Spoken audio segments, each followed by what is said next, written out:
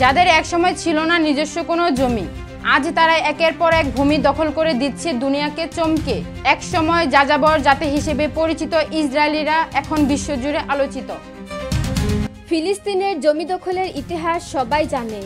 জাতিসংঘের প্রস্তাব, দুনিয়ার নিন্দা কিছুই থামাতে পারেনি তাদের বস্তি বিস্তার নীতি। আর এবার সেই এক্সপেনশন পলিসির নতুন টার্গেট ইউরোপের এক ছোট্ট দ্বীপদেশ সাইপ্রাস। চুপিসারে সাইপ্রাসের বিভিন্ন অঞ্চলে জমি কিনে নিচ্ছেন ইসরায়েলি ধনকুবেররা। তারা শুধু জমি কিনছেন না, গড়ে তুলছেন পরিকল্পিত গেটেড কমিউনিটি, যেখানে কেবল ইসরায়েলিরাই বসবাস করতে পারবেন। রাজনীতি, ব্যবসা আর ভূকৌশল মিলে সাইপ্রাসকে ঘিরে এক জটিল ভবিষ্যতের ইঙ্গিত দিচ্ছে তেল আবিব। বিশ্ব রাজনীতির দাবার ছকে এটি এক নিখুঁত নিঃশব্দ চাল, যার গন্তব্য ভূমধ্যসাগরের শান্ত দ্বীপ সাইপ্রাস। দ্বিতীয় বিশ্বযুদ্ধের সময় এই দ্বীপ ছিল ইহুদি জনগণের জন্য এক নিরাপদ আশ্রয়। শোনা যায় একসময় নেতানিয়াহু এখানেই এসে আত্মগোপনে ছিলেন, কিন্তু আজ পরিস্থিতি ভিন্ন।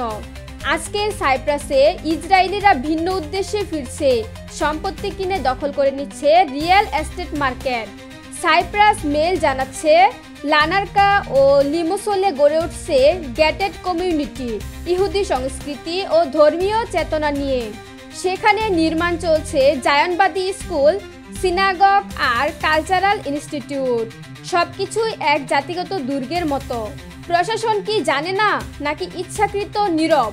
বামপন্থী আকেল পার্টি মুখ খুলেছে। তাদের ভাষ্য, এটি কেবল আবাসনের প্রশ্ন নয়, এটি ভূ রাজনৈতিক আগ্রাসন। প্রশ্ন উঠছে, এত বড় পরিসরে জমি কিনছে কিভাবে ইসরায়েলিরা? সরকারি তথ্য মতে 2021 সাল থেকে 2025 সালের জানুয়ারি পর্যন্ত শুধু লানার্কাতেই ইসরায়েলি নাগরিকরা কিনছেন 1406টি সম্পত্তি। এর মধ্যে 481টির মালিকানাও তাদের হাতে। লিমাসোলের চিত্র প্রায় একই। সেখানে 1154টি সম্পত্তির মধ্যে 511টি ইতিমধ্যেই দখলে। ইউর বাইরের নাগরিকদের জন্য গোল্ডেন ভিসা সুবিধা থাকলেও এত বড় সংখ্যায় ক্রয় সত্যি ভাবার বিষয়। এই প্রক্রিয়া এখন নজরদারির আওতায় আনতে নতুন আইন প্রস্তাব করেছে আকেল পার্টি।